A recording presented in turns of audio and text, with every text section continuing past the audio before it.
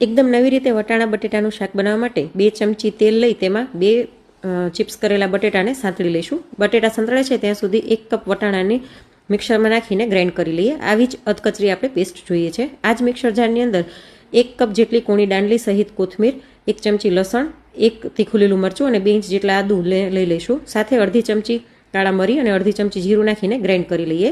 અહીં આપણા બટેટા સંતળાઈ ગયા છે તો તેને કાઢી લઈએ અને આની અંદર વટાણાની પેસ્ટ નાખીને તેને પણ 1 મિનિટ માટે સાંતળી લઈશું જેથી તેની કચાશ દૂર થઈ જાય. વટાણાની પેસ્ટ સંતળાઈ જાય એટલે એને પણ આપણે પ્લેટમાં કાઢી લઈએ અને આ જ કડાઈની અંદર ફરીવાર 2 ચમચી જેટલું તેલ લઈ લઈશું. તેલ ગરમ થાય એટલે એમાં 1 ચમચી જીરું, 1 ચમચી વરિયાળી, 1 તમાલપત્ર, 2 સૂકા લાલ મરચાં અને 1 ઝીણું સુધારેલું ટમેટું નાખી બરાબર મિક્સ કરી લઈએ. સાથે સ્વાદ પ્રમાણે મીઠું નાખી અને ગ્રાઇન્ડ કરેલી પેસ્ટ નાખીને થોડીક વાર માટે સાંતળી લઈશું જેથી લસણ આદુની કચાશ દૂર થઈ જાય. ત્યારબાદ આની અંદર પાણી નાખી બરાબર મિક્સ કરીને મીડિયમ ફ્લેમ પર થોડીક વાર માટે થવા દઈશું. થોડીક વારમાં પેસ્ટનો કલર બદલાઈ ગયો છે અને ટમેટા સરસ ચડી ગયા છે.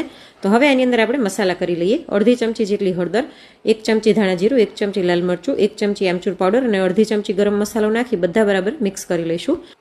હવે સાંતળેલા વટાણાની પેસ્ટ નાખી બરાબર મિક્સ કરી અને 2 ચમચી જેટલા તાજા વટાણા પણ એડ કરી દઈશું અને બરાબર મિક્સ કરીને 1 ગ્લાસ જેટલું પાણી નાખી દઈએ. સાથે જ સાંતળેલા બટેટા નાખી બરાબર મિક્સ કરીને મીડિયમ ફ્લેમ પર 7 થી 8 મિનિટ માટે થવા દઈશું. 7 થી 8 મિનિટમાં બટેટા ચડી ગયા છે અને આપણું ટેસ્ટી વટાણા બટેટાનું શાક બનીને તૈયાર થઈ